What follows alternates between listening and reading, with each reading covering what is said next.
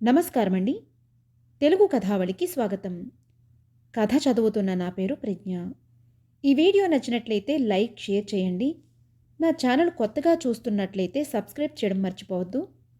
మరిన్ని మంచి కథలు అప్లోడ్ చేసినప్పుడు నోటిఫికేషన్స్ రావడానికి బెల్ ఐకాన్ క్లిక్ చేయండి. రెక్కల దేవత.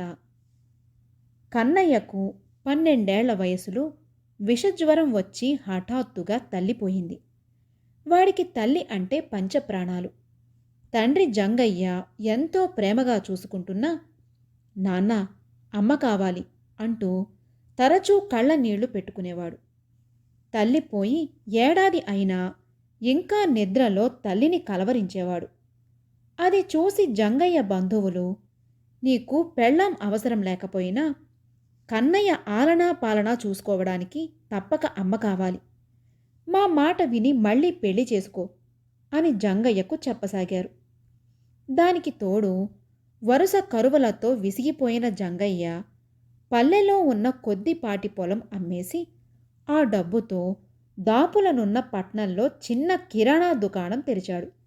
అయితే పట్నంలో అద్దెలు ఎక్కువ కనుక కాపురం మాత్రం పల్లె నుంచి మార్చలేదు. జంగయ్య చీకటితో వంట చేసి పట్నం వెళ్ళి రాత్రి పొద్దుపోయి తిరిగి వచ్చాక మళ్ళీ వంట చేసేవాడు. బడి నుంచి సాయంత్రం తిరిగి వచ్చే కన్నయ్య తండ్రి వచ్చేంతవరకు ఎదురుచూపులు చూస్తూ ఒక్కడే బిక్కుబిక్కుమంటూ ఇంట్లో ఉండవలసి వచ్చేది. ఇవన్నీ చూసి జంగయ్య తనకు ఇష్టం లేకపోయినా దూరపు బంధువైన జగదీశ్వరిని పెళ్లి చేసుకున్నాడు. జగదీశ్వరి కాపురానికి వచ్చిన రోజే, మా కన్నయ్య కోసమే నిన్ను చేసుకున్నాను, తల్లి లేనివాణ్ణి నీ కన్న బిడ్డలా జాగ్రత్తగా చూసుకోవాలి అన్నాడు జంగయ్య. ఆ మాత్రం నాకు తెలుసు అంటూ నవ్వింది జగదీశ్వరి. అయితే జగదీశ్వరి ఆ ఇంట అడుగుపెట్టి 3 నెలలు ముగియకముందే కన్నయ్య కష్టాలు ఆరంభమయ్యాయి. జంగయ్య పట్నంలో దుకాణం మూసేసరికి బాగా పొద్దుపోయి రాత్రయ్యేది. మళ్లీ తెల్లవారగానే దుకాణం తెరవవలసిన పరిస్థితి ఏర్పడింది. జంగయ్య ఇంటికి వారానికి ఒక్కరోజు మాత్రమే వచ్చేవాడు. దాంతో అడిగేవాళ్లు లేకుండా పోయిన జగదీశ్వరి కన్నయ్య చేత ఇంటెడు పని చేయించేది. స్వతహాగా నెమ్మదస్తుడైన జంగయ్య కొడుకు ఏం చెప్పినా భార్యను పల్లెత్తు మాట అనేవాడు కాదు. అందువల్ల ఏడాది తిరగకుండా ఆ ఇంట్లో జగదీశ్వరి ఆడింది ఆట, పాడింది పాటగా తయారైంది. ఒకరోజు ఉదయం బడికి బయలుదేరుతున్న కన్నయ్య చేతిలోని పుస్తకాలు విసురుగా లాక్కుని, నువ్వు చదువుకుని ఊరిని ఉద్ధరించేది ఏమీ లేదు, నీ తిండికే బోలెడు ఖర్చవుతోంది, నువ్వు ఈ రోజు నుంచి బడి మాని అడవికి వెళ్ళి ఎండు పుల్లలు ఏరుకురా, వంట చెరుకు ఖర్చైనా తప్పుతుంది అన్నది జగదీశ్వరి. కన్నయ్యకు చదువంటే ప్రాణం. సవతి తల్లి బడి మానమనగానే వాడికి ఏడుపు వచ్చేసింది. నా చేత చదువు మానిపించవద్దు పిన్ని, సాయంత్రం బడి నుంచి వచ్చాక కావలసినన్ని పుల్లలు తెస్తాను అన్నాడు ఏడుపు గొంతుతో. సాయంత్రం చేయడానికి వేరే పనులున్నాయి, నడు నడు అంటూ జగదీశ్వరి కన్నయ్యను అడవికి పంపింది. కన్నయ్య నదిగట్టునే నడిచి వెళ్ళి మధ్యాహ్నానికి అడవి చేరాడు. వాడక్కడ ఎండు పుల్లలు ఏరి మోపుగా కట్టి నెత్తిని పెట్టుకుని ఇల్లు చేరేసరికి చీకటి పడింది. ఈ 4 పుల్లలు ఏరుకు రావడానికి ఎంతసేపా అంటూ విరుచుకుపడింది జగదీశ్వరి.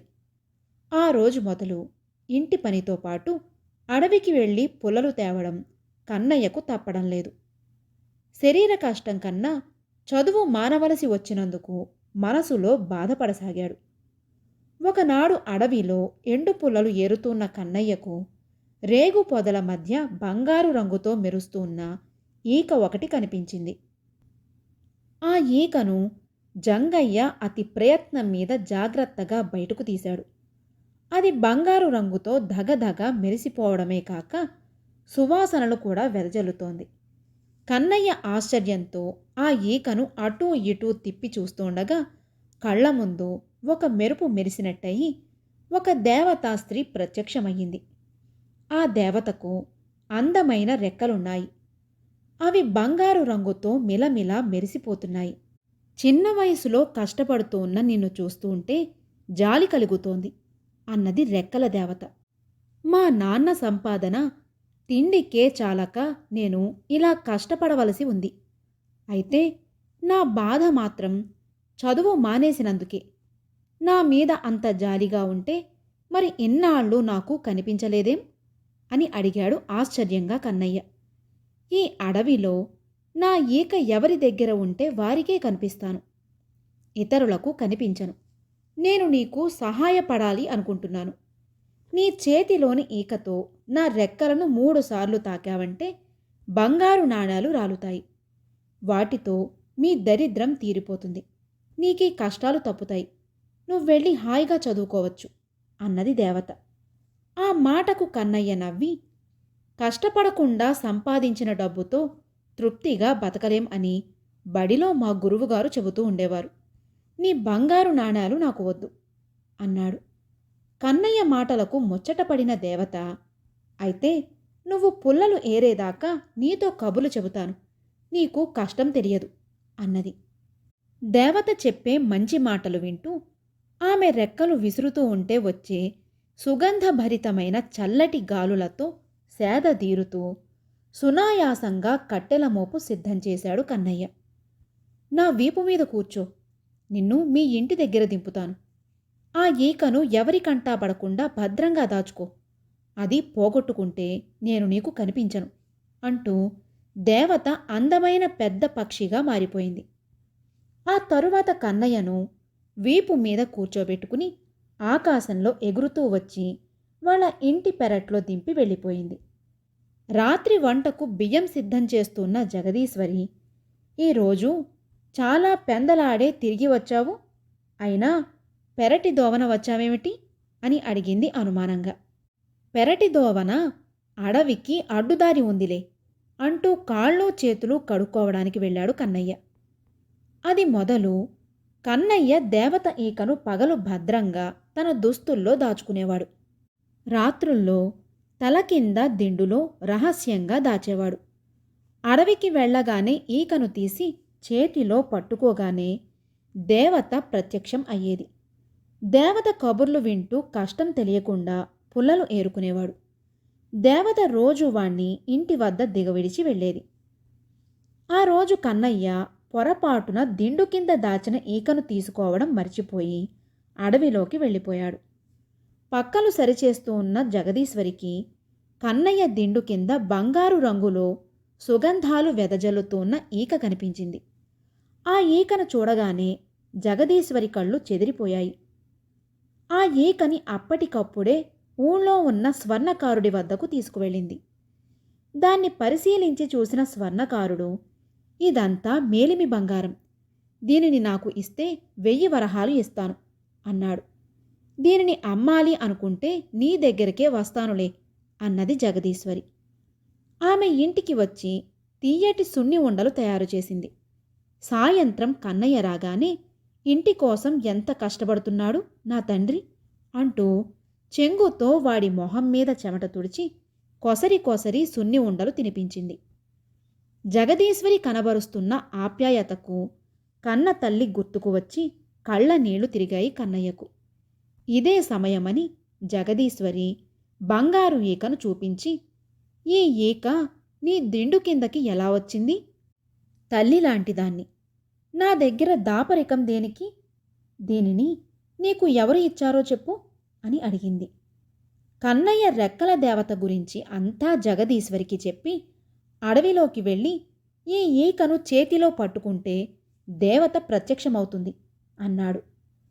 మరునాడు ఉదయం జగదీశ్వరి, కన్నయ్య, నీకు చదువు అంటే ప్రాణం కదా, పాపిష్టిదాన్ని, మధ్యలోనే చదువు ఆపించాను.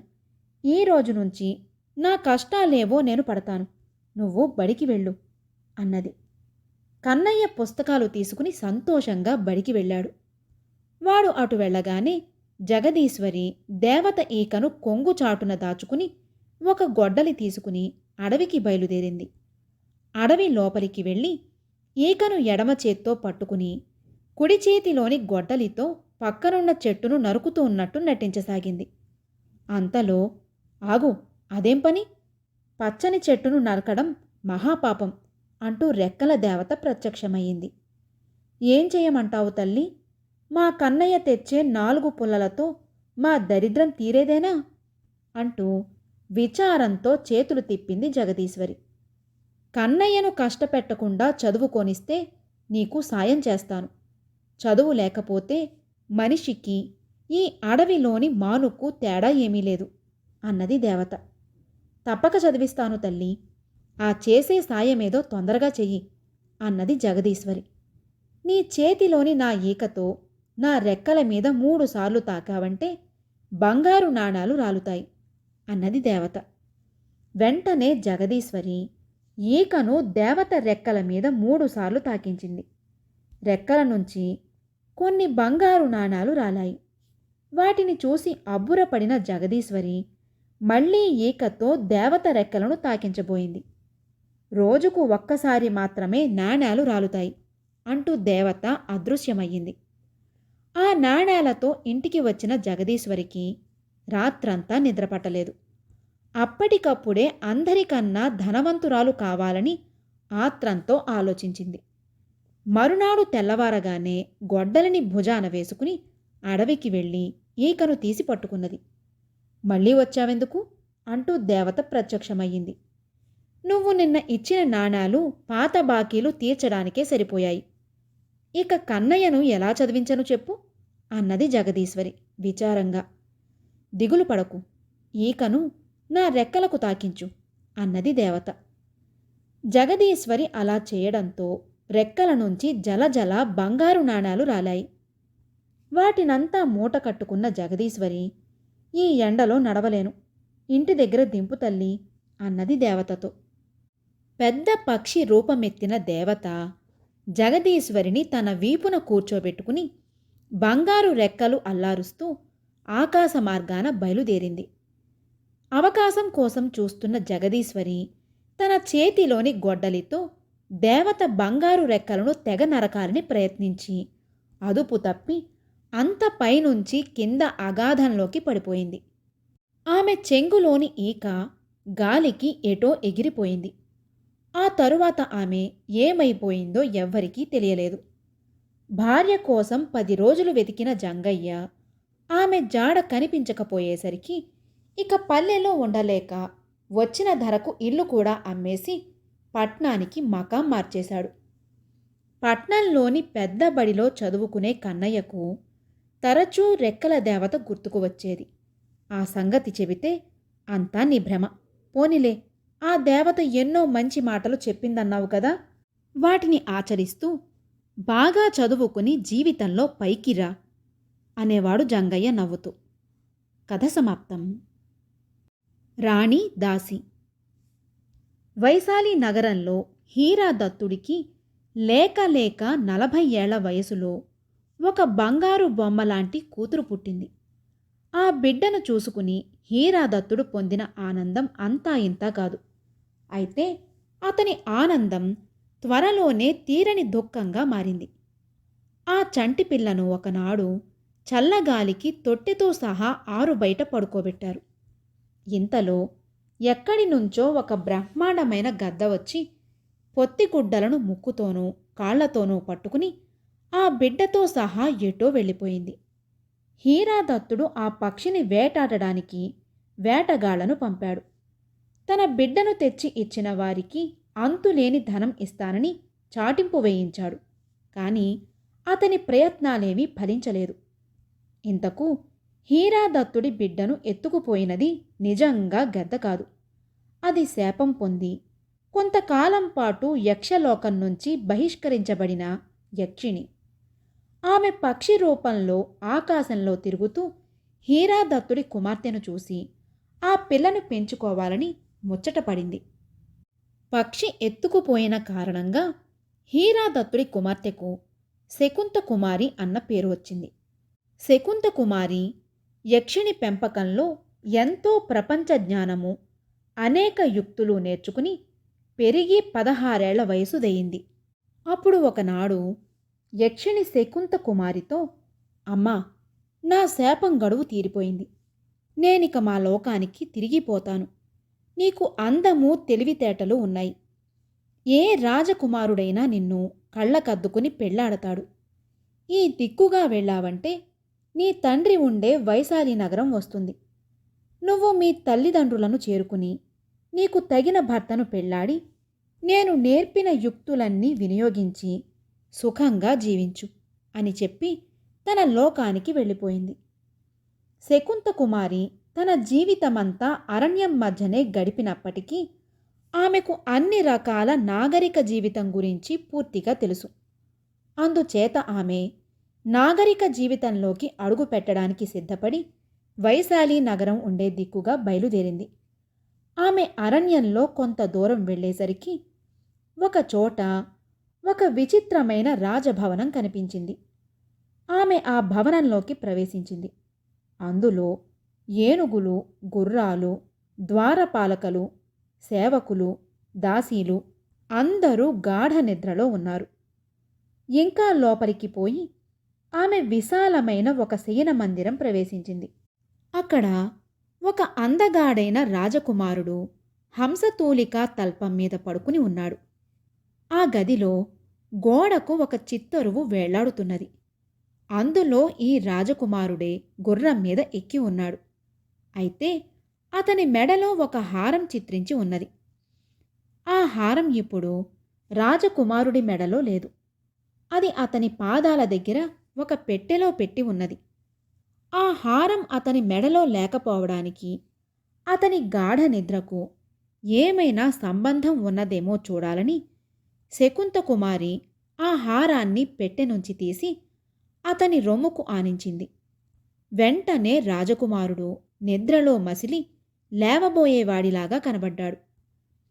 శకుంతకుమారి ఆ హారాన్ని తీసి తిరిగి పెట్టెలో పెట్టింది. తాను ప్రయాణం చేసి మట్టి కొట్టుకుని ఉన్నది. చక్కగా స్నానం చేసి రాజభవనంలో నుంచి మంచి బట్టలు తీసి కట్టుకుని రాజకుమారుడు కళ్ళు తెరిచేసరికి అందంగా తయారవుదామనుకున్నది శకుంతకుమారి. ఆమె ఆ గది నుంచే అందమైన బట్టలు ఏరి తీసుకుని సమీపంలోనే ఒక కొలనుకు వెళ్ళి అందులో స్నానం చెయ్యసాగింది. ఆ సమయంలో అటుగా ఒక కుబ్జ ఏడుస్తూ వెళ్ళటం ఆమెకు కనిపించింది. ఆ మనిషి గోనిది అనాకారిది అయినప్పటికీ ఆమె దుఃఖం చూసి జాలిపడి శకుంతకుమారి ఆమెను, "ఎందుకు అలా దీనంగా ఏడుస్తున్నావు? ఎక్కడికి పోతున్నావు?" అని అడిగింది. "నా మొగుడు నన్ను ఇంట్లో నుంచి వెళ్ళగొట్టాడు. నేను ఈ మహారణ్యంలో ఏ పులివాత అయినా పడతాను" అన్నది కుబ్జ. "విచారించకు, నీ పోషణ నేను చూస్తాను. నువ్వు వెళ్ళి ఆ కనిపించే భవనం వద్ద ఉండు. నేను స్నానం పూర్తి చేసి వస్తాను" అన్నది శకుంతకుమారి. కుబ్జ రాజభవనానికి వెళ్ళి లోపల ప్రవేశించి రాజకుమారుడి గది చేరుకున్నది. శకుంతకుమారికి కలిగినట్టే కుబ్జకు కూడా హారం విషయం అనుమానం తగిలింది. ఆమె పెట్టెలో నుంచి హారాన్ని తీసి రాజకుమారుడి మెడకు తగిలించింది. త్వరలోనే రాజకుమారుడు మేలుకున్నాడు. అతనితో పాటు రాజభవనం అంతా మేలుకున్నది. తన నిద్ర వదిలించినందుకు కుబ్జను రాజకుమారుడు పెళ్లాడ నిశ్చయించాడు. "నేనొక రాజకుమార్తెను, నా దాసి ఇప్పుడే వస్తుంది" అన్నది కుబ్జ రాజకుమారుడితో. ఆమె అన్నట్టుగానే శకుంతకుమారి అక్కడికి చేరుతూ రాజభవనమంతా మేలుకుని ఉండటం చూసి మోసం జరిగిందని గ్రహించింది. దానికి తగినట్టుగానే శకుంతకుమారి రాగానే కుబ్జ రాజకుమారుడితో, "అదిగో నా దాసి" అని చెప్పింది. శకుంతకుమారి కుబ్జను నానా తిట్లు తిట్టి జరిగినదంతా రాజకుమారుడికి చెప్పింది. "మీ ఇద్దరిలో ఎవరు దాసి అయినది, ఎవరు రాణి అయినది, ఎవరిని ఎవరు మోసం చేస్తున్నది నాకు తెలియడం లేదు. నేను ఇంతకు మునుపే నిద్రలేచాను. నేను లేచేసరికి ఈ కుబ్జ ఎదురుగా కనిపించింది. ఈమెకే నేను రుణపడి ఉన్నాననుకుంటున్నాను" అన్నాడు రాజకుమారుడు. "ఎవరు రాణి అయ్యింది, ఎవరు దాసి అయ్యింది ఇప్పుడే తెలుస్తాను. రాణి అని, దాసి అని చీట్ల మీద రాసి ఈ పెట్టెలో పోసి చూడకుండా రాణి చిట్టీలన్నీ నేను తీస్తాను. అప్పుడు మీకే నిజం తెలుస్తుంది" అన్నది శకుంతకుమారి. రాజకుమారుడు ఆ పరీక్షకు ఒప్పుకున్నాడు. శకుంతకుమారి కొన్ని చీట్లు తయారుచేసి వాటి మీద రాణి, దాసి అని రాసి చీట్లన్నిటినీ ఒక పెట్టెలో వేసి కళ్ళు మూసుకుని రాణి అని రాసిన చీట్లన్నీ ఒక్క బీరు పోకుండా తీసేసింది. పెట్టెలో మిగిలిన చీట్లు అన్నిటి మీద దాసి అనే ఉన్నది. ఇది చూసి కుబ్జ వణికిపోతూ తాను చేసిన మోసం ఒప్పేసుకున్నది. శకుంతకుమారి కుబ్జను క్షమించి తన దాసీగా ఉండనిచ్చింది. రాజకుమారుడికి శకుంతకుమారికి వైభవంగా పెళ్లి జరిగింది. ఆ పెళ్లికి వైశాలి నగరం నుంచి ఆమె తల్లిదండ్రులు వచ్చారు. ఏనాడో తమకు కాకుండా పోయిన తమ కుమార్తె తమకు తిరిగి దొరికినందుకు వాళ్ళు పొందిన ఆనందం అంతా ఇంతా కాదు. తన కథ అంతా శకుంతకుమారి తన తల్లిదండ్రులకు చెప్పింది. అప్పుడు తల్లి, కుబ్జకు మంచి పరాభవమే చేశావు, కానీ చీట్లు లాగటంలో నువ్వు ఏదో యుక్తి చేసి ఉండాలి. ఆ యుక్తి ఏమిటి అని అడిగింది. శకుంతకుమారి నవ్వి, ఏమీ లేదమ్మా, సూటిగా కత్తిరించిన అట్టముక్కలు తీసుకుని ఒక్కొక్కటి 3గా మడచి మధ్య భాగంలో రాణి అని, 2 చివర భాగాలలోనూ దాసి అని రాసి ఒక్కొక్క అట్టను 3 ముక్కలుగా చించాను. రాణి అని రాసి ఉన్న చీటీకి 2 పక్కల అంచులు గరుకుగా ఉంటాయి. దాసి అని రాసి ఉన్న చీటీకి ఒక అంచు నున్నగాను ఒక పక్క అంచే గరుకుగాను ఉంటుంది. అందుచేత రాణి ముక్కలు తడివి తెలుసుకోవడం తేలిక. కుబ్జ నన్ను మోసగించినందుకు నేను దాన్ని అలా మోసం చేశాను అన్నది. కథ సమాప్తం.